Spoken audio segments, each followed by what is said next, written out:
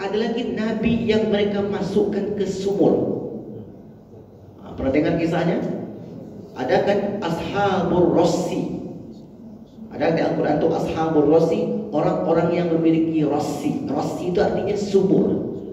Jadi ketika datang Nabi berdakwah kepada mereka, kalian, kaumnya itu suka meringankan timbangan. Jadi kalau dia timbang bawang, belum lagi datang ada diambilnya. Itulah kerjanya dulu Ashabur Rassi ini. Dilarang oleh nabinya, luruskan timbangan itu. Mereka tak mau, akhirnya dikejar Nabi ini, dimasukkan ke sumur. Ini Ashabur Rassi.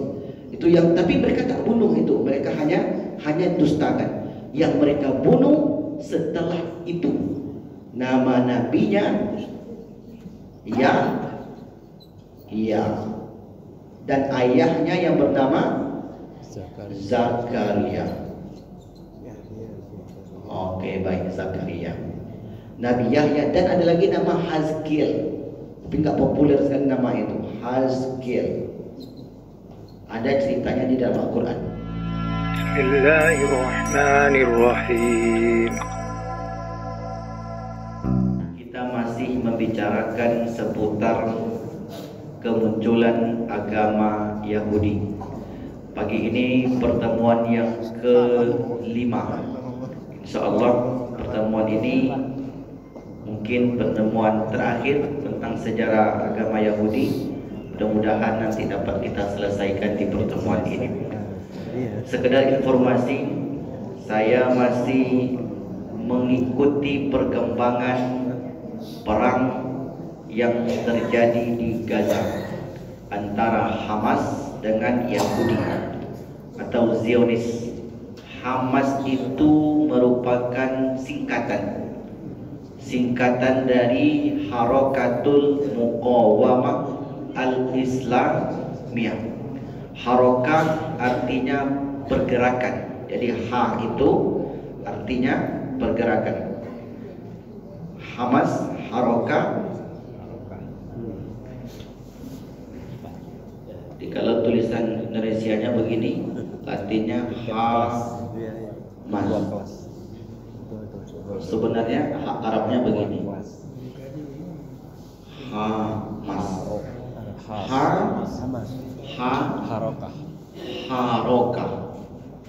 Harokah itu artinya pergerakan, organisasi. Mim al-Islamiyah, afan harakatul al-muqawamah,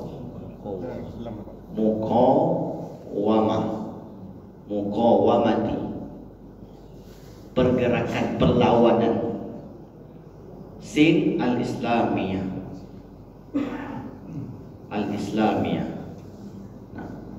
Harakatul Muqawamah Al-Islamiyah. Oke, baik. Sebelum ini sudah kita jelaskan panjang lebar awal mula munculnya istilah Yahudi. Ini cepat saja, mungkin ibu-ibu yang mencatat sebelum ini ya masih bisa mengikuti. Yaitu saya bacakan cepat saja ya Bapak Ibu ya. Nabi Ibrahim melahirkan 2 anak dari istri yang berbeda, Ismail, Ishak. Dari Ismail keturunannya hanya satu yang menjadi nabi, yaitu Nabi Muhammad sallallahu alaihi wasallam. Sementara nabi itu yang diceritakan Allah berjumlah 120.000 nabi. Itu nabi. Rasul berjumlah 315, yang wajib diimani 25. Kalau hanya satu dari Ismail ini, hanya Muhammad sallallahu alaihi wasallam, berarti sisanya di mana? Di keturunan Ishak. Jadi keturunan Ishak ini Nabi Yakub. Yakub nama lainnya Israel atau Israel. Dari Yakub inilah lahir nabi-nabi banyak sekali. Makanya nabi yang paling banyak diutus kepada bangsa Bani Israel. Bani artinya anak-anak, Israel atau Israel nama lain dari Yakub. Jadi banyak sekali nabi. Kenapa banyak nabi dari keturunan Yakub ini? Karena Bani Israel dari keturunan Yakub itu banyak yang madah. Banyak yang madah. Termasuk Gajah Mada. Termasuk Gajah Mada. Banyak sekali. Nanti kita tengok nanti. Okey, baik, itu singkat saja. Kemudian Ishak melahirkan 2 anak kembar, Is dengan Yakub. Is melahirkan anak Nabi Ayub dan keturunannya. Berarti keturunan Ishak, Nabi Ayub dan keturunannya. Kemudian Nabi Yakub melahirkan 12 anak, Ruben, Zabalun, Shamun, Yahuda, Levi, Isakar, dan Natalia, Gad, Ashur, Yusuf, dan Benyamin. Ini ada 12 anak. Nah, keturunan ini maka disebut dengan Bani Israel, termasuk Nabi Musa, kemudian Nabi Isa, Nabi Daud, Nabi Sulaiman. Itu keturunan daripada Yakub yang disebut di dalam Al-Quran Bani Israel. Nah, itu jumlahnya banyak sekali. Okey, baik. Kemudian terakhir, masih ingat pembahasannya di mana? Dan sudah sampai kita makna Yahudi itu. Ya, sudah sampai kita makna Yahudi. Jadi singkat lagi, kemudian Nabi Musa itu dibagi kepada 3 periode. Periode pertama di Mesir, periode kedua ya, kemudian dia merantau ke Madian, ke Yordania, kembali lagi ke Mesir. Berarti di Mesir periode pertama masih kecil sampai remaja, belum menikah. Kemudian merantau ke Yordania atau Madian. Setelah itu pulang lagi, kembali lagi ke Mesir untuk menyelamatkan Bani Israel. Lalu kemudian terjadilah perlawanan yang serius oleh Fir'aun yang bernama asli Al-Walid bin Mus'ab. Jadi kalau disebut Fir'aun bermakna raja. Raja-raja Mesir itu banyak sekali. Nah, raja yang jahat yang Allah ceritakan di dalam Quran itu adalah Al-Walid bin Mus'ab yang tenggelam di Laut Merah. Kisahnya terdapat di dalam surat Yunus, surat yang ke-10, ayat 90, 91 dan 92. Itu kisah tenggelamnya Fir'aun yang jahat tadi. Nah, setelah Musa berhasil melewati Fir'aun, melewati Laut Merah, di tengah perjalanan laut itu terbelah kepada 12 jalan. Maka saat melintasi Laut Merah ini, yang memandu Nabi Musa dan Bani Israel ini langsung malaikat Jibril. Quran surat 20, surat Toha, ayat yang ke-96. Allah berfirman, Qala fabasurtu bima lam yubsaru bihi wa qabattu qabdatan min atharil rusul. Jadi saat itu yang ikut, salah satu pengikut setia Musa di Mesir. Sebelum ini kita sebutkan ada 3 pengikut setia Musa yang kemudian menjadi pembelot. Masih ingat siapa mereka? Ibu-ibu ada yang mencatat? Qarun, satu. Yang kedua Bal'am, Samiri. Jadi mereka 3 ini Bapak Ibu orang hebat. Apalagi Bal'am. Qarun itu sebelumnya bukan orang jahat. Tengok di Quran surat yang ke-28 Al-Qasas ayat 76, 77, 78, 79, 81, 82, 6 ayat. Itu Qarun itu sepupunya Musa. Orang baik, bergelar Al-Munawwir, orang yang hebat membaca kitab Taurat. Tapi karena satu hal dalam riwayat itu disebutkan, diminta oleh Fir'aun menjadi mata-mata untuk Bani Israel. Akhirnya Qarun pun menjadi orang tercela dan berpindah agama dari agama tauhid yang dibawa oleh Musa kepada agama yang dibawa, kepada ajaran yang dibawa oleh Fir'aun. Akhirnya mati su'ul khotimah. Nah, setelah selamat ketika di perjalanan, yang ikut di situ Samiri. Samiri ini pengikut Musa juga. Samiri inilah nanti bencana terbesar yang menimpa Bani Israel. Karena Samiri ini pandai membuat berita hoax. Jadi Samiri ini kerjanya ketika Bani Israel itu yang lemah-lemah imannya, yang ilmunya itu sangat sedikit, ditipu-tipu oleh dia. Karena dia pandai sekali berbicara, pandai, kemudian menampakkan seakan-akan dia dapat mukjizat. Kisah lengkapnya nanti kita ceritakan di ujung. Lalu kemudian yang ketiga namanya Bal'am. Masih ingat tentang Bal'am? Seorang ulama yang hebat, doanya mustajab, menghafal Taurat, tapi kemudian berafiliasi dengan partai penguasa. Zaman itu bukan sekarang. Nah, zaman itu, kenapa saya katakan? Karena Bal'am ini tinggal di Palestina. Jadi ketika Musa berhasil akan masuk ke Palestina, pemimpin Palestina namanya pemimpin Kan'an, orang-orang Kan'an itu, atau gelarnya Jabarin, para preman. Itu bahasa kitanya. Jabarin itu para preman, pokok tak sesuai dengan dia. Jadi katanya begini, Bal'am, kami dapat kabar dari Twitter. Ini kira-kira begitu lah Pak zamannya. Dari Facebook, dari WhatsApp, itu Musa sudah dekat ke perbatasan kita ini. Kalau Musa dan 12 suku Bani Israel itu masuk ke negeri kita, tentu proyek-proyek ini habis. Kira-kira begitu Pak. Sistem ini diubah, proyek ini yang sudah terjadi nanti tak jadi. Jadi kalau banyak proyek yang gagal, apa solusi kita sebagai pemimpin? Harus digagalkan Musa itu masuk ke sini. Itulah kira-kira. Tengok kisahnya Quran surat yang kelima, ayat 20, 21, 22, 23, 24, 25, 26. Di situ dalilnya.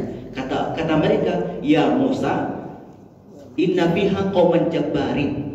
Itu kata pengikut Bani Israel tak mau masuk ke Palestina. Kan di Palestina itu ada pemimpin preman. Kemudian kata orang Palestina pun, pemimpin Kan'an ketika itu minta tolong ke Bal'am, wahai Bal'am, itu Musa akan masuk ke negeri kita ini. Itu kisahnya di surat yang lain, Quran surat 7 ayat 175, 76, 77. Watslu alaihim naba allazi atainau ayatina fansalakha fa'asba'u syaitan fa'ana minal-ghawin. Nanti kita bacakan ayatnya. Akhir dari ending dari kisah itu, mereka pemimpin Kan'an tadi takut kalau nanti Musa masuk ke Palestina. Akhirnya didatangilah oleh mereka Bal'am. Bal'am terima atau tidak? Terima. Jadi Bal'am itu serbannya besar, bajunya, jubahnya putih. Jadi ada kemarin Pak, jadi nggak tahulah di mana dia nonton di TV, kata dia, Ustaz, kata dia, yang saya ceritakan kemarin, cerita Bal'am itu nampak kan di TV One Ustaz. Siapa saya bilang? Segan dia nyebut namanya Pak. Jadi mirip, pandai dia membolak-balikkan. Jadi dia berpihak kepada, sudah jelas itu salah, maka dia betul-betul berpihak. Bal'am itu ternyata begitu. Apa yang terjadi dengan Bal'am, ulama hebat tadi? Ilmunya dicabut semuanya oleh Allah. Begitu Pak, ilmunya itu dicabut. Karena yang dilawannya Nabi, yang dilawannya orang alim. Meskipun dia ini alim, tapi sealim-alimnya manusia pasti lebih alim Nabi. Gara-gara Bal'am ingin mendapatkan kedudukan yang strategis di zaman itu. Zaman sekarang tak tahulah kita. Pokoknya itu yang ditembaknya, yang dibidiknya kedudukan yang strategis itu. Bagaimanapun caranya harus berkoalisi dengan bangsa Kan'an, partai Kan'an ini. Kira-kira begitulah. Nah, akhirnya Allah umpamakan Bal'am yang menentang dakwah Nabi ini seperti seekor anjing. Famathaluhu kamathalil kalb. Perumpamaan Bal'am itu seperti seekor anjing. Nah, Quran surat 7 ayat 175 sampai 177. Ini kisah Bal'am. Oke, baik. Ini mengulang saja. Bal'am bin Ba'ura. ba'uro. Saya jarang dengar kisah Balqam ini diceritakan oleh para dai kita. Jarang sekali. Karena kisah-kisah semacam ini Bapak Ibu tidak diceritakan di Al-Quran secara langsung. Dan kisahnya itu tersirat. Hanya disebutkan ayatnya saja. Di situ disebutkan ada orang yang diberi kitab. Itu aja disebutkan Al-Quran. Orang itu siapa? Namanya Balqam bin Ba'ura. Baik. Ini kisah orang yang tersesat. Kemudian kisah Qarun tadi. Kisah Qarun itu 28, 76 sampai 82. Ini kisah Qarun bin Yashur. Yashur sepupu Nabi Musa. Ini kisahnya tentang Qarun. Kemudian yang ketiga, kisah tentang Samiri. Samiri ini banyak kisahnya. Kita ambil saja mungkin surat Toha. Karena kisahnya terpencar-pencar. Quran surat Toha, surat yang 20 ya, itu panjang sekali. Kita ambil saja yang 96 itu. Sebenarnya panjang kisahnya. Namanya Musa bin Zofar. Jadi ada Musa di zaman Musa. Yang satu Musa menjadi nabi, yang satu Musa menjadi pengikut Fir'aun. Jadi sama, nama boleh sama, tapi isi kepala mungkin beda-beda. Okey, baik. Nah, setelah selesai masa ini, Musa pun ke Bukit Tursina, kemudian bermunajat. Kaumnya ditinggalkan bersama abangnya yang bernama Harun. Okey, baik.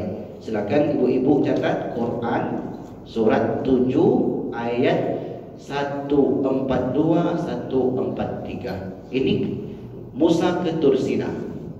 Musa bin Imran ya. Bin Imran ke Tursina. Tursina. Jadi ayat Al-Quran itu kita buat judul-judul dan kepala-kepalanya.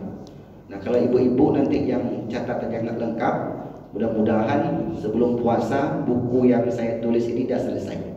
Karena setiap pembahasan saya bahas dulu, saya kaji, saya cari dalilnya Al-Quran dan hadis, saya bukakan kitab sejarahnya, kitab-kitab sejarah. Ini sudah ada semua. Lalu kemudian ketika Musa turun dari Bukit Tursina, menengok Bani Israel sudah tersesat. Nah, ketika mereka tersesat inilah Nabi Musa perintahkan untuk bertaubat. Okey, baik. Dalilnya Quran surat 7 155 156. Nah, Bani Israel bertaubat. Bani Israel taubat.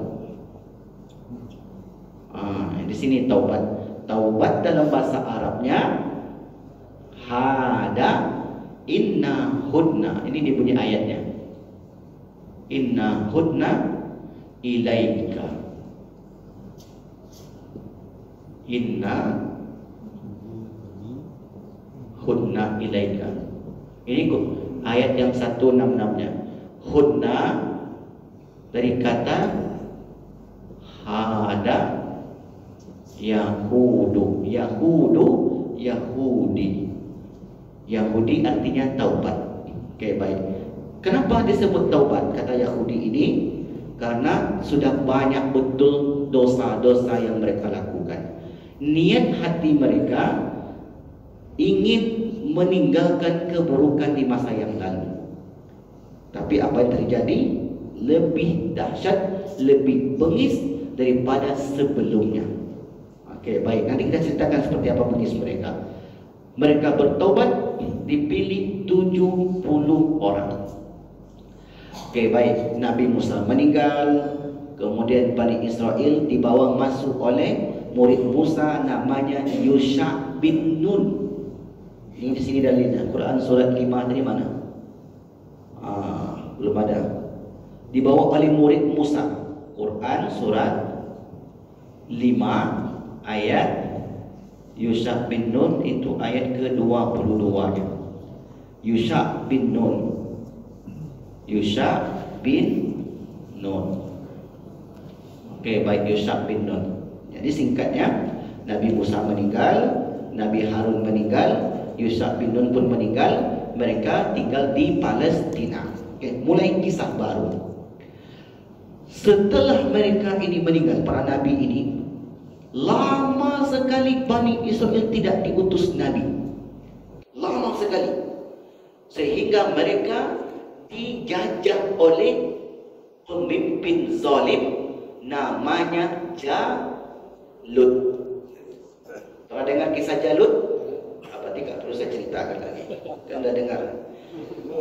Belum lagi. Nah, kisah Jalut, ibu-ibu silakan catat. Nanti saya ceritakan secara singkat saja. Quran surat yang kedua. Quran surat kedua ayat 246 sampai 251. Quran surat 2 ayat 246 sampai 251. Ini kisah Tolut dan Jalut. Tolut dan Jalut. Plus dengan nabinya. Siapa nama nabinya? Samuel. Jadi dulu, orang dulu tu nama nabinya beda dengan nabi kita. Samuel, Daniel, Haskiel. Tapi kalau orang Boel nggak ada. Jadi namanya Samuel, Daniel, itu nama nabi dulu. Oke, baik Bapak Ibu. Nah, nabi-nabi ini mereka sudah lama sekali tidak diutus nabi oleh Allah Subhanahu wa taala. Lalu kemudian datanglah tentara zalim yang dipimpin oleh Jalut, kemudian merampas dan menjajah Bani Israel ini. Termasuk tabut tempat Musa dulu dihanyutkan, itu dicuri oleh Jalut. Tabut ini apabila bersama mereka Bani Israel dan dibawa untuk berperang, maka mereka akan tenang. Karena tabut itu memberi semangat khusus kepada bangsa Bani Israel. Tabut itu pun dicuri oleh Jalut. Mereka dijajah, anak-anak mereka dibunuh, laki-laki mereka dibunuh, perempuan-perempuan mereka diperbudak oleh si Jalut ini. Lalu kemudian mereka pun mengadu. Bani Israel ini mengadu. Alam taro ilal mala'i min Bani Israel min ba'di Musa. Tak tahukah kalian seperti apa keadaan Bani Israel setelah Musa meninggal? Idh qalu linabiyyin lahum. Mereka berkata kepada nabi mereka. Nama nabinya itu Samuel. Jadi Bani Israel ini mencari siapa keturunan Bani Israel ini yang masih ada keturunan nabinya. Dicari. Di sensus dapatlah satu orang perempuan keturunan Levi. Levi bin Yakub bin Ishak bin Ibrahim bin Tarah bin Nahor bin Saruh bin Rahu bin Amir bin Salah bin Arfaksad bin Sam bin Nuh bin Lamak bin Matusalah bin Hanuh bin Yad bin Mahlail bin Kinan bin Ashur bin Sis bin Adam alaihissalam. Jadi keturunan Nabi. Jadi dari situ dapat perempuan ini, kemudian mereka jaga dengan baik. Khawatir nanti ditangkap lagi oleh tentara Jalut. Khawatirnya nanti meninggal kena penyakit. Dirawat ini perempuan, suaminya sudah dibunuh oleh tentara Jalut. Kemudian lahirlah anak yang saleh namanya Samuel. Maka ketika Nabi Samuel ini besar, diangkatlah menjadi nabi oleh Allah. Datanglah pemuka-pemuka Bani Israel kepada Samuel ini.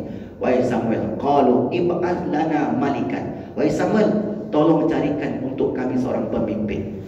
Kata Samuel, kalau aku carikan untuk kalian pemimpin, mau kalian berperang? Mau, wahai Samuel. Kata Samuel, qala hal asaitum in kutiba alaikumul alla tuqatilu. Karena dulu kalian itu riwayatnya pengecut. Nah, Yahudi hari ini, Zionis hari ini, itu mewarisi sifat ini. Sudah ini ibu-ibu, sudah catat? Bapak-bapak sebelah kanan sudah? Sudah, alhamdulillah. Udah. Kalau yang belum catat nanti ada bukunya. Yang tenang saja. Buku aja lah. Buku aja lah. Kalau yang ketinggalan. Nah, jadi begini. Saya gambarkan ini bulan ini Bani Israel. Bani Israil. Yahudi itu di sini atau di sini? Dalam. Di dalam. Di sini Yahudi. Yahudi. Jadi kalau disebut Yahudi itu adalah keturunan bangsa Bani Israel, iya. Tapi keturunan yang Mada tadi. Jadi mereka salin yang Mada-Mada dan mereka tak beriman lagi. Sama macam ini Bapak-Ibu. Orang Melayu. Orang Melayu kan identik dengan Islam. Tapi ada enggak satu dua orang-orang Melayu yang murtad? Bisa jadi ada. Kira-kira begitu. Tapi tetap disebut orang Melayu, meskipun agama sudah beda. Nah, mereka ini yang awalnya Yahudi itu hanya sebuah nama menjadi sebuah komunitas. Komunitas menjadi sebuah keyakinan, keyakinan menjadi sebuah agama. Begitulah prosesnya. Di prosesnya itu halus sekali. Setan itu pandai sekali dia. Sebuah nama ingin bertobat, kemudian menjadi komunitas, mereka menjadi bangga dengan komunitas Yahudi, kemudian menjadi sebuah kepercayaan mereka paling hebat. Di sini mulainya nih. Kemudian karena merasa hebat, kami ini kelas 1, kami ini orang pilihan, kemudian menjadi sebuah keyakinan dan menjadi sebuah agama. Jadi prosesnya itu sangat panjang sekali. Maka di zaman Nabi Musa itu Yahudi ini tidak mau berperang. Ketika datang pemimpin yang jahat tadi, mereka minta kepada Nabi Samuel untuk dicarikan seorang pemimpin. Kata Samuel, qala hal asaitum in kutiba alaikumul alla tuqatilu. Maukah kalian berperang nanti kalau saya pilihkan seorang pemimpin? Kata mereka, mau. Kalau begitu, karena kami ini sudah dikeluarkan dari negeri kami, anak-anak kami dibunuh, laki-laki kami dibunuh, perempuan kami ditawan, kami pasti berperang. Kalau begitu, kata Samuel, besok kalian datang lagi ke sini pagi-pagi. Mereka pun pulang. Besok paginya di situ sudah ada seorang laki-laki namanya Jalut, namanya Tolut. Kemudian kata Allah, wa qala lahum nabiyyuhum innallaha qad ba'atsa lakum Taluta malika. Kata Samuel, ya tengok saja yang buka Al-Quran, Quran 246, 247 itu. Kata Samuel, ini pemimpin kalian namanya Tolut. Tiba-tiba Bani Israel ini menolak dengan keras. Padahal tadi mereka sangat butuh, tapi tiba-tiba mereka menolak. Kenapa menolak? Nah, yang pertama alasannya karena Tolut itu bukan dari jalur Yahuda. Siapa Yahuda? Anak Yakub. Yakub kalau yang menjadi raja keturunan Yahuda. Ini keturunan raja itu Yahuda. Yahuda bukan Yahudi. Yahuda ini jadi raja, bukan raja. Kalau keturunan jadi nabi, itu keturunan Levi. Itu nabi. Banyak yang menjadi nabi di situ. Tolut itu bukan dari Yahuda, bukan pula Levi, tapi dari kabilah Benyamin. Ibunya saudara sekandung dengan Yusuf, ibunya bernama Rahel. Jadi kata Bani Israel, kami tidak mau. Kalau presiden itu bukan orang Jawa, kami tidak mau. Kira-kira begitulah. Pokoknya kalau pemimpin kami ini di Riau ini kalau bukan orang Ojo, kami tidak mau. Jadi begitu, bongak-bongaklah misalnya begitu. Nah ini begitu kata Bani Israel. Pokoknya pemimpin itu harus kami. Tak pandai dah dia, pokoknya dari kami. Jadi kata Samuel, nggak bisa begitu. Karena kriteria menjadi raja itu yang pertama ada sebutkan di Al-Quran. Allah SWT berfirman, qala innallaha astafahu alaikum wa zadahu bastatan fil ilmi wal jism. Ciri yang pertama pemimpin itu kata Samuel mesti cerdas. Anda boleh bongak. Kalau bongak apa ya? Kalah dapat nanti. Nah, jadi harus cerdas. Kita kena jual.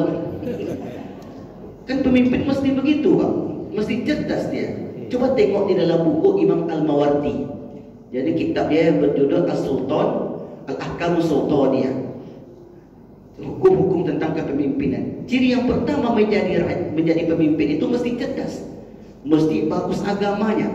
Nah, ini disebutkan juga di Al-Quran, wazadahu bastatan fil ilmi, mesti kuat ilmu pengetahuannya.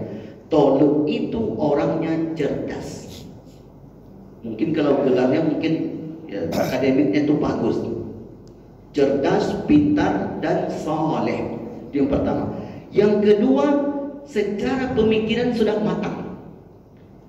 Karena gimana kalau jadi bupati, jadi wali kota, jadi gubernur kalau nggak matang pemikiran? Orang itu pemikirannya mulai matang itu di dalam Al-Quran sebutkan, Rabbi auzi'ni an ashkura ni'mataka allati an'amtu 'alaikum. Mulai 45 ke atas. Jadi kalau orang itu siapa? Makanya beda ketika orang muda yang seusia saya dengan orang yang masuk umur 50 memutuskan suatu urusan, itu beda sekali. Pertimbangannya banyak. Tapi kalau muda-muda kayak kami ada yang 30 ke bawah. Di sini ada. Semangatnya ada. Pak Ketua ini 20 nampaknya. Nah, jadi matang dari segi ilmu pengetahuan, matang sehingga berpikir, kemudian sehat fisiknya. Wazadahu bastatan fil ilmi wal jisim wallahu yu'ti mulkahu man yasha. Mereka pun belum percaya. Ada tanda lain tak wahai Samuel? Kata Samuel, ada. Yaitu tiba-tiba nanti tabut yang dicuri tiba-tiba datang ke tempat kalian ini. Rupanya tak lama setelah Samuel itu berbicara, datanglah tabut terbang dibawa oleh malaikat, tahmiluhul malaikah, yang langsung dibawa oleh malaikat. Inna fi zalika la'ayatan liqaumin Inna fi zalika la'ayatan lakum in kuntum mu'minin. Itu tandanya. Setelah selesai, mereka akhirnya meyakini, maka Tolut pun mulai menyiapkan pasukan. Ini nanti ceritanya nyambung nanti itu Bapak Ibu dengan hari ini, Yahudi hari ini. Setelah itu siapkanlah pasukan. Dipilih pasukan oleh Tolut sebanyak 83.000. Kata Tolut, kalian jadi pasukan saya, nanti akan ada ujian fit dan proper test. Buat sana ada sungai, kalian tak boleh minum kecuali segepal saja. Mereka pun menyanggupi karena posisi sudah tertekan soalnya. Mereka pun berangkat sampai di sungai itu, namanya Sungai Syariah. Sungai Syariah. Syariah. Letaknya hari ini di Yordania. Dulu itu namanya Madian, Yordania, hari ini Yordania. Sampai di sana rupanya mereka bukannya minum segepal tangan, mereka di situ mandi mereka Pak. Karena menyambut Ramadan mandi baligau dia di situ. Nah, akhirnya tinggallah 5.000. Dari 83.000 tinggal 5.000. Berangkat 5.000. Maksudnya tinggal 87.000, yang bersama Tolut tinggal 5.000. Mereka pun terus berjalan sampai berhadapan dengan Jalut. Kemudian lari pula, tinggal 315. Jumlah pasukan itu hanya sebanyak pasukan perang Badar. Tapi disitulah para pemimpin dari kabilah-kabilah ini, dari detasemen-detasemen ini, katakan wa kam min fi'atin qalilatin ghalabat fi'atan katsiratan biiznillah. Betapa banyak kelompok yang kecil mampu mengalahkan kelompok yang besar. Akhirnya mereka pun berperang, dan sebelum perang besar terjadi ada perang tanding namanya. Maka di situ Daud maju dan melawan Jalut. Kata Tolut, kalau berhasil maka akan berhasil membunuh Jalut, akan aku berikan 2. Yang pertama, aku nikahkan dengan anakku yang bernama, kalau namanya itu Michael. Michael lah mungkin bahasa kitanya, Michael. Michael bukan laki-laki, Michael. Yang kedua, akan aku serahkan kerajaan ini. Daud pun maju melawan Jalut. Akhirnya Jalut pun mati di tangan Daud. Setelah itu dinikahkan dengan anaknya, kemudian menjadi raja. Nah, inilah kisah Nabi Daud menjadi raja. Oke, baik. Habis kisah tentang Tolut dan Jalut. Setelah itu Daud menjadi raja dan menjadi nabi. Bani Israel tadi kembali lagi ke jalan yang benar. Yang ini tetap tidak akan kembali. Yahudi tadi kan mereka sudah mulai mengasingkan diri karena merasa lebih hebat, lebih tinggi dan lain sebagainya. Nah, Daud pun memerintah, tapi masih di bawah, mau dikomando oleh Daud. Nama mereka tak mau mereka lepaskan. Komandonya masih di bawah Nabi Daud. Singkat cerita, Nabi Daud pun memiliki anak yang lebih hebat, namanya Sulaiman. Oke, baik, kita tak ceritakan Daud, tak ceritakan Sulaiman. Meninggallah Daud, meninggal Sulaiman. Apa yang terjadi setelah itu Bapak Ibu? Bani Israel ini kalau tak ada Nabi, mereka itu bengis. Mereka itu sangat jahat sekali. Sehingga, ini masuk kisah, hampir dekat kisah hari ini. Setelah dua Nabi ini meninggal, mereka mulai membunuh para Nabi. Quran surat kedua ayat 87. Jadi Quran surat 287, Bani Israel itu dua saja yang mereka didominasi oleh Yahudi tadi. Ini Nabi sudah nggak ada lagi. Mereka nggak berpegang lagi kepada kitab Taurat. Mereka dibagi kepada dua saja. Afakullama ja'akum rasulun bima la tahwa anfusukum mustakbartum. Kalau datang ajaran kepada mereka yang tidak sesuai keinginan mereka, mereka dustakan utusan itu. Fariqon kadzabtum wa fariqon taqtulun, dan sebagiannya mereka bunuh. Ini Yahudi. Siapa yang mereka dustakan? Ini sudah Ibu-ibu? Sudah. Quran surat yang ke-36. Quran surat Yasin. Surat yang ke-36 ayat 13. Itu kisah Nabi yang didustakan oleh Bani Israel, oleh Yahudi. Ada yang hafal ayatnya? Wadarib lahum masalan ashabal qaryah idja'ahum mursalun. Ceritakanlah wahai Muhammad kepada mereka tentang sebuah kampung. Nama kampung itu Antioquia di Yunani. Quran surat 36 ayat 13 dan sampai 15. Sebenarnya panjang kisahnya di situ. Tapi ini yang khusus tentang Nabi itu. Nama nabinya yang pertama Shalom, atau Shalom. Yang kedua Sodik. Yang ketiga Saduk. Ini nama nabinya. Yang mereka penjara, yang mereka hukum, dan mereka jauhkan dari kaumnya. Oke, baik. Kita tak ceritakan detail. Cerita detailnya di lain waktu karena panjang betul. Lalu kemudian ada lagi nabi yang mereka masukkan ke sumur. Pernah dengar kisahnya? Ada kan Ashabur Rossi. Ada di Al-Quran itu Ashabur Rossi, orang-orang yang memiliki Rossi. Rossi itu artinya sumur. Jadi ketika datang Nabi berdakwah kepada mereka, kalian, kaumnya itu suka meringankan timbangan. Jadi kalau dia nimbang bawang, belum lagi datang ada diambilnya. Itulah kerjanya dulu Ashabur Rossi ini. Dilarang oleh nabinya, luruskan timbangan itu. Mereka tak mau, akhirnya dikejar nabi ini, dimasukkan ke sumur. Ini Ashabur Rossi. Itu yang, tapi mereka tak bunuh itu. Mereka hanya dustakan. Yang mereka bunuh setelah itu, nama nabinya Yahya, dan ayahnya yang bernama Zakaria. Oke, baik, Zakaria. Nabi Yahya, dan ada lagi nama Hazkiel. Tapi nggak populer sekali nama itu, Hazkiel. Ada ceritanya di dalam Al-Quran. Nah, di zaman ini Bapak Ibu, ada seorang raja namanya Hadad bin Hadad. Kadang nama ini mesti kita tulis ya. Hadad bin Hadad.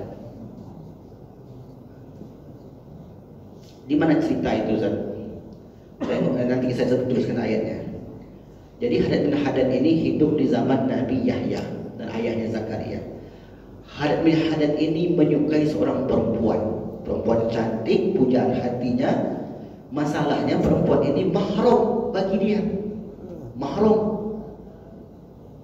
Hadad bin Hadad ini takut sebenarnya melanggar aturan, karena dia tahu Yahya itu nabi. Tapi karena desakan oleh calon mertuanya, karena calon mertua Hadad ini perempuan, dia ingin mendapatkan satu kedudukan juga. Kalau dia menikah dengan anaknya, pasti dapat kursi, kira-kira begitu. Pasti dapat bagian, dapat proyek. Sementara Yahya menfatwakan tidak boleh menikahi mahram. Jadi bingung Hadad bin Hadad ini, ikut Yahya atau ikut calon mertuanya. Kata mertuanya, kalau kamu ingin juga menikah dengan anak saya, ada satu syarat. Karena Yahya pasti tak mengizinkan, kata perempuan ini. Syaratnya yang menjadi mahar pernikahan kalian adalah kepala Yahya. Maksudnya apa? Bunuh aja orang tu. Menyulitkan, itu maksudnya. Fariqan kadzabtum wa fariqan taqtulun. Tengok Pak, Quran surat yang kedua ayat 87. Maksud perempuan itu, bunuh aja itu. Ini agama menyusahkan. Kira-kira begitulah bahasa zaman sekarang. Masa sholat 5 kali, banyak waktu habis. 1 jam, zuhur 1 jam, ini 1 jam. Ini bagi orang yang pikirannya tidak ingat akhirat. Jadi yang seperti ini menghabiskan waktu nih Pak. Ngapain? Penting lagi buka kadai, tapi piti masuk. Ikut piti keluar yang ada kotak impak lewat soalnya. Tapi kan beda pemikirannya, tak begitu. Pikir kita beda. Karena ada nanti kehidupan setelah kehidupan dunia ini. Itu yang akan kita terima. Lalu kemudian mereka ini akhirnya Hadad bin Hadad, karena betul-betul cinta dengan perempuan itu, akhirnya dia utus pasukan cepat pergi ke Baitul Maqdis Palestina, penggal kepala Yahya, hadiahkan kepada perempuan itu. Rupanya betul dilakukan. Pergilah mereka ketika Yahya sedang beribadah, tanpa ada kompromi, tanpa ada bicara lagi, ditebas kepalanya, kemudian diambil letakkan di bejana besi, bejana emas, dibawalah ke perempuan itu. Tersenyum dia, kaulah, makanya jangan larang-larang. Jadi apa ingin kami, jangan harus ikut fatwa kami. Kira-kira begitulah zaman sekarang. Jangan melawan arus. Kalau kau melawan arus, beginilah akibatnya. Tapi tak mungkin bagi seorang nabi mau mengikuti keinginan kaumnya. Karena nabi itu pilihan Allah, syariatnya itu diturunkan kepada mereka. Begitulah resiko. Resiko memang besar bagi menegakkan agama ini. Kemudian karena yang dibunuhnya itu nabi, maka Allah langsung turunkan azab kepada perempuan itu. Tiba-tiba istananya goncang dan membelah di bagian dia berdiri, terbenamlah perempuan ini, kemudian sampai ke batang lehernya. Ditarik ke atas tak bisa karena dijepit oleh bumi. Kata Hadad bin Hadad, dia tak peduli lagi. Karena dia sudah membunuh Nabi tadi, maka perempuan ini pun disuruh untuk dipenggal kepalanya. Al-jaza min jinsil amal, balasan itu sesuai dengan perbuatannya. Nah, kisah ini kebetulan contohnya kaum perempuan. Sisi lain nanti ada pula yang laki-laki. Jadi begitu ya, ibu-ibu ya. Jadi bukan berarti kita boleh merendahkan itu, tidak. Karena kebetulan kisahnya begitu. Karena nanti satu sisi ada lagi kisahnya laki-laki yang sama. Akhirnya karena Hadad bin Hadad ini sudah membunuh Nabi, kemudian Bani Israel Yahudi tadi sudah membunuh Nabi Yahya, dikejar pula ayahnya Zakaria. Zakaria lari ke hutan. Lalu kemudian dikejar oleh mereka. Zakaria sembunyi di dalam pohon. Iblis menunjukkan tempat itu dan digergajilah oleh Bani Israel. Mati syahid pula Zakaria. Setelah itu mereka kejar pula Nabi Isa. Nabi Isa tak sampai dibunuh, karena Nabi Isa itu pembawa syariat. Tak satu pun Nabi yang pembawa syariat yang terbunuh di tangan kaumnya. Nah, syariat yang diberikan kitab, itu maksudnya itu. Nah, Nabi Isa diberikan kitab Injil. Setelah selesai masa itu Bapak Ibu, berarti kan Nabi Isa sudah lahir lebih kurang 500 tahun sebelum Nabi Muhammad diutus. Nabi Isa pun diangkat ke langit. Kemudian ini pemimpin bangsanya, bangsa Yahudi, diutus oleh Allah pemimpin yang lebih zalim untuk menghancurkan mereka ini. Ini kisah yang terakhir tentang kisah Yahudi. Dalilnya Quran surat 17 ayat 4 sampai 7, Quran surat 2 ayat 1-14. Nama pemimpinnya Nebukadnezar. Nebukadnezar, atau dalam bahasa Arabnya Bukhtunasor. Ini nama namanya itu. Silakan Bapak Ibu searching, cari, mau baca kitabnya langsung ada. Kalau mau lebih cepat buka saja Google, cari nama ini. Kalau mau lengkap kita tengok tafsirnya, tapi masalahnya kitab gundul, kitab kuning. Khawatir nanti belum lagi tengok dah gundul kepala tengoknya, pening tengoknya. Nah maka silakan searching, karena kisah itu dah populer. Jadi tak mesti kita merujuk lagi ke kitab intinya. Intinya apa dari kisah ini? Nebukadnezar menghancurkan mereka. Ini sama-sama bukan beriman. Ini tidak beriman lagi kepada Allah. Ini juga sama-sama mereka ini. Tapi rupanya sesama orang jahat itu sendiri, mereka juga gak kompromi, Pak. Ini jahat tinggal di Palestina, ini jahat tinggal di Babilonia. Sifat orang yang zalim itu, meskipun nampak di sana ada orang zalim, tetap saja dia ingin menyerang yang zalim itu.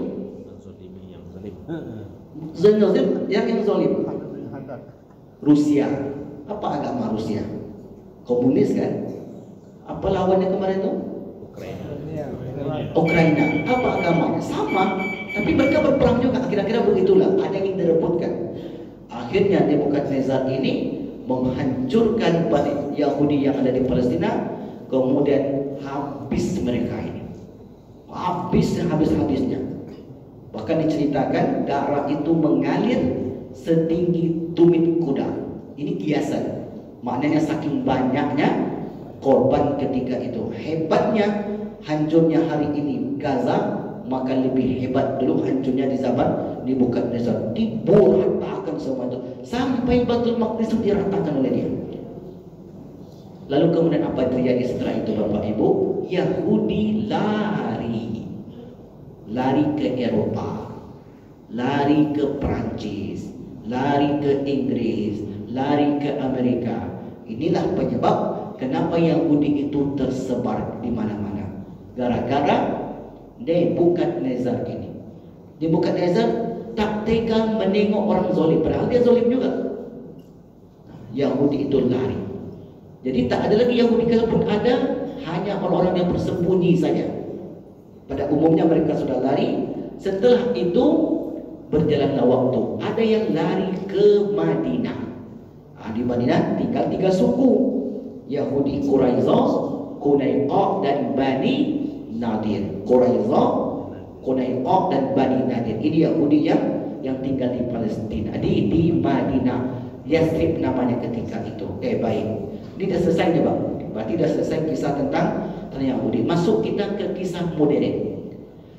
Setelah kisah Nabi Muhammad SAW, Nabi Muhammad meninggal, Yahudi kan terusir juga dari Madinah. Terusir karena mereka ini berkhianat, kemudian menjadi musuh dalam serimun. Akhirnya terusir, tak ada satu pun lagi Yahudi di Jazirah Arab. Sampailah pada tahun 1800-an, di akhir 800-an, datang seorang bapak Yahudi yang bernama Theodor Herzl. Herzl menengok Yahudi ini terjajah. Ada satu jamaah kita yang cerita ke saya. Kemarin dulu saya baca buku tentang Hitler, Ustaz. Hitler membumi hanguskan Yahudi di Jerman. Yahudi Jerman. Kenapa Hitler itu membumi hanguskan? Karena Yahudi ini di mana-mana dia tinggal memiskinkan orang lain. Itu kerja dia. Dimanapun dia berada, dibuat orang itu miskin, Pak. Kalau buka bisnis dia dibuat orang itu miskin, bukan bersaing dia, betul dimatikannya bisnis orang. Makanya Jerman itu bangkrut, termasuk ayahnya Hitler itu. Kemudian inilah yang menjadi kemarahan Hitler, di bumi hanguskan. Dan ada satu video pendek tentang Hitler ini.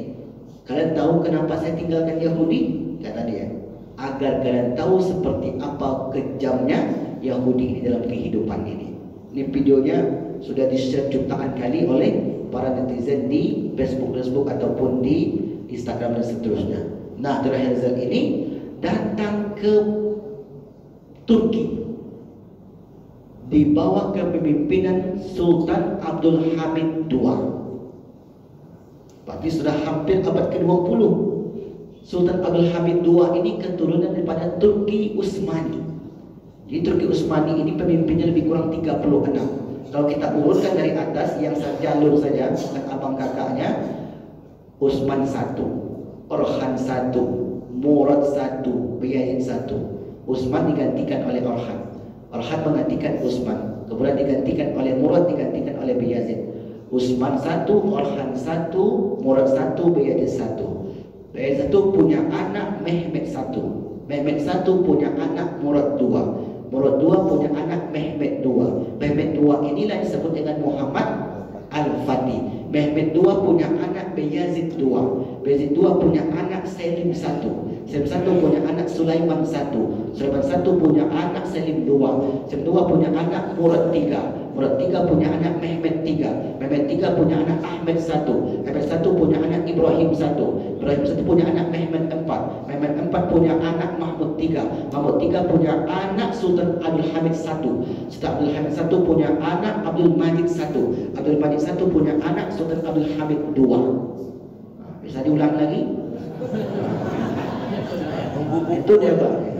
Karena mudah menghafalnya, sebutkan bagannya. Jadi terbayang bagan itu. Nah, di zaman Sultan Abdul Hamid II ini, Herzl minta tanah. Jadi sebenarnya tidak mengakui itu tanah dia. Seperti yang kita baca berita hari ini, minta. Karena zaman itu Yahudi sudah mulai kuat. Yahudi itu di Jerman itu ada Yahudi Jerman yang tinggal di Inggris, namanya The Lord Rothschild. Itu Yahudi kaya sekali di Inggris.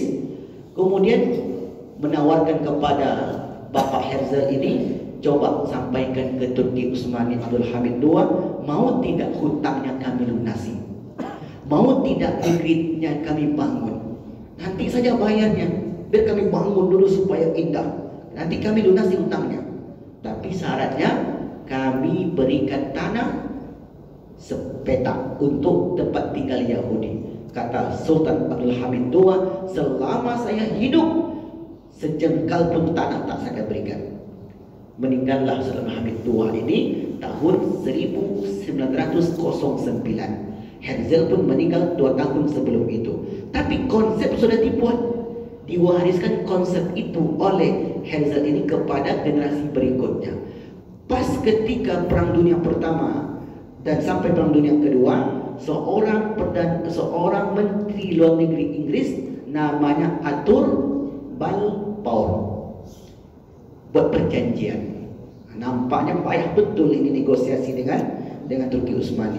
Ditumbangkanlah Turki Utsmani. Tumbang Turki Utsmani 1924. Tumbang. Sampai hari ini berapa tahun? 100 tahun. Ada satu hadis, tapi hadis ini tentu banyak perdebatan antara para ulama. Ala roksi kulli mi'ati sanatin, setiap 100 tahun mayyujaddidu dinaha, ada nanti pemimpin yang akan bangkit di dunia ini untuk menguatkan, untuk memperbarui pergerakan agama. Dari hadis ini ada ulama yang memahami, tapi kalau pemahaman ulama bisa saja berbeda-beda. Hamas itu katanya akan menang dan Yahudi itu akan ketakutan. Tapi Yahudi di Palestina tak akan pergi.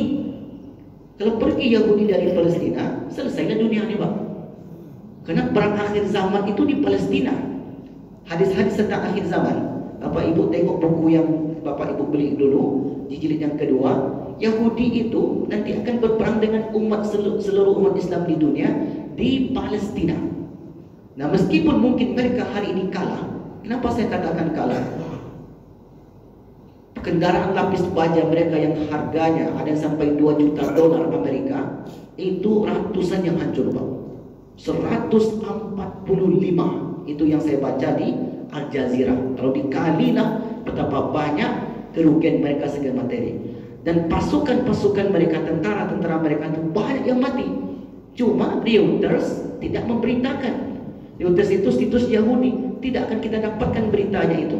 Kalau Bapak Ibu menengok berita itu, tengok di Instagram. Lupa pula saya namanya. Mungkin bisa di searching nanti itu berita-berita tentang Palestina. Itu ada lengkap itu beritanya. Bagaimana Hamas ini perang jarak 0 km dan itu divideokan oleh mereka. Macam nonton film Rambo, macam itulah. Kalau film Rambo itu ngeri, kita tengoknya jarak jauh itu film. Ini nyata. Ini mereka itu misalnya lewat, tembak di atas. Karena terowongan itu panjangnya 400 kilo sampai ke Lebanon, dan perang hari ini sudah melebar ke Lebanon. Tadi pagi saya baca berita, salah satu pimpinan tertinggi Hamas yang bernama Saleh Al-Aruri tinggal di Lebanon itu dibom oleh pesawat tanpa awak. Jadi pesawat tanpa awak ini diutus jatuhkan bom di rumahnya Saleh Al-Aruri ini. Artinya perang ini melebar. Yang sebelumnya hanya di Gaza, kemudian melebar ke Lebanon. Wallahu a'lam ke depannya sampai kapan nggak tahu kita. Yang jelas hari ini sudah hampir 3 bulan. Jarang perang selama ini, Bang. 3 bulan itu lama sekali. Kalau Ukraina dengan Rusia itu ada 2 bulan. Lebih ya. Tapi tidak menyita perhatian dunia. Tapi ini menyita perhatian dunia sudah 3 bulan. Hari ini yang ke-90. Maka ketika mereka minta tanah dulu itu tak diberikan. Sampailah Arthur Balfour mendeklarasikan tanah Palestina dibagi 2. Karena perang dunia, umat Islam itu terpecah-pecah, negara Arab itu menjadi negara-negara kecil. Akhirnya dapatlah mereka sebidang tanah di sana. Sedikit Yahudi yang berada di Eropa itu diimigrankan ke Palestina. Makanya kita dapat dokumen-dokumen yang tahun 45 dan ke bawah itu, Palestina itu sangat ramah. Mereka hidup dalam keadaan tentram dan tidak ada pertikaian sama sekali. Tapi setelah Yahudi semakin banyak ditambah dengan gerakan Zionis, ini semakin dahsyat kejadiannya. Sampai kapan perang di Palestina itu? Sampai hari kiamat. Jadi kalau berhenti nanti Bapak Ibu, apakah ada jaminan akan berhenti selamanya? Tidak. Selama Yahudi ini masih ada, maka mereka akan terus menginginkan sesuatu yang dilarang. Mereka tetap akan melangsungkan rencana mereka untuk mengambil bumi Palestina. Bendera Yahudi itu kan bendera bintang, itu bintang apa namanya? Bintang Daud. Daud itu bahasa Inggrisnya David. Gimana Bu? Gini ya. Gini kan. Itu kan yang buat Herzl tadi, Bapak Herzl. Di atas ini ada 2. Ini apa tandanya nih? Sungai. Ini Sungai Nil, ini Sungai Efrat. Itu namanya, Pak. Jadi dalam filosofi bendera mereka itu, kekuasaan Yahudi itu nanti mulai dari Sungai Nil, berarti Mesir masuk itu, sampai ke Sungai Efrat. Inilah yang akan mereka rencanakan dan akan mereka rebut dan mereka dapatkan bagaimanapun caranya. Nah, satu sisi tentu orang Islam yang di Eropa, yang di Timur Tengah pasti akan mempertahankan negara mereka. Kalau itu yang terjadi, yang satu ingin merebut, satu ingin mempertahankan, pasti akan terjadi perang. Itu filosofinya yang terjadi di Palestina hari ini. Wallahu a'lam bishawab. Alhamdulillah selesai sudah sejarah tentang kemunculan agama Yahudi dan sampai hari ini, serta kita jelaskan sedikit tentang huru hara akhir zaman. Wallahu a'lam bishawab. Baik Bapak Ibu yang berbahagia, Jika ada yang bertanya silakan.